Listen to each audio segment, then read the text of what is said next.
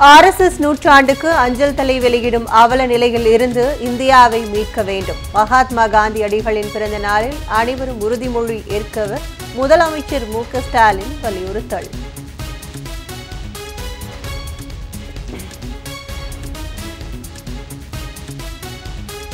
கிளாம்பாக்கம் ரயில் நிலையம் ஜனவரி மாதம் பொதுமக்களின் பயன்பாட்டிற்கு வரும். தெற்கு ரயில்வே தகவல்.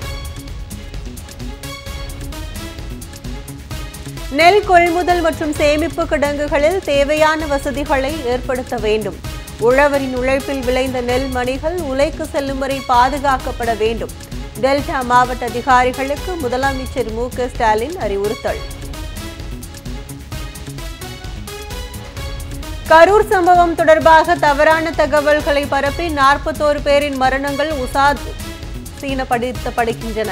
கலை இலக்கியவாதிகள், சமூக செயற்பாட்டாளர்கள் கண்டனம்.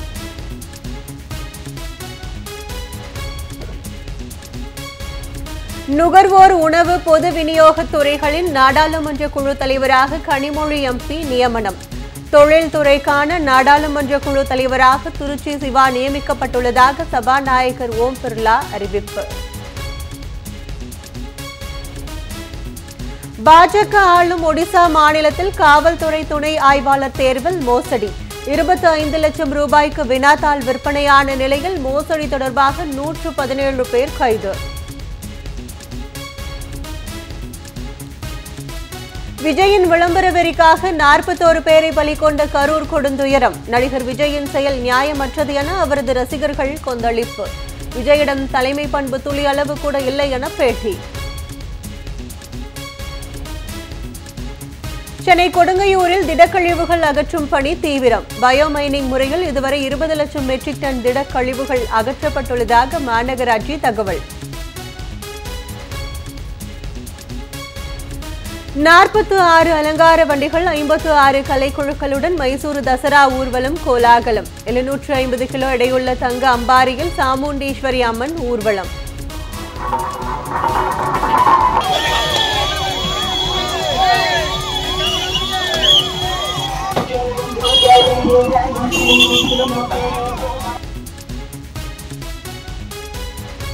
தமிழ்நாடு புதுச்சேரியில் அக்டோபர் 5ஆம் தேதி வரை கனமழைக்கு வாய்ப்பு. செங்கல்பட்டு, விழுப்புரம், கடலூர் மாவட்டங்கள் மற்றும் புதுச்சேரியில் இன்று கனமழை பெய்யக்கூடும் என வானிலை மையம் தகவல்.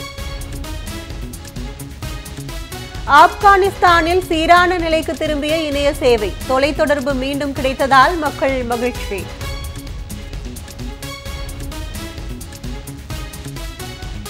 இந்திய அணிக்கு எதிரான டெஸ்ட் கிரிக்கெட் போட்டி. முதல் இன்னிங்ஸில் 162 ரன்களுக்கு ஆட்டமிழந்தது மேற்கிந்திய தீவுகள் அணி. கொழும்பில் இன்று நடைபெறும் மகளிர் உலக கோப்பை கிரிக்கெட் போட்டி. டாஸ் வென்ற பாகிஸ்தான் அணி வங்கதேசத்துக்கு எதிராக பேட்டிங்.